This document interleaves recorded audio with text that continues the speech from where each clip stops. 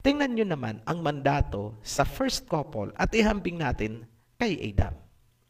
Ang first couple ay inutusan na magpakarami, populate the world, kaya nga inihanda ang mga fruit-bearing trees in the whole face of the earth. Ibig sabihin, ang couple at ang kanyang mga anak ay pwedeng umikot buong mundo. Malaya silang mag-migrate kung saan nila gusto. May pagkain na inihanda para sa kanila. Go forth and multiply.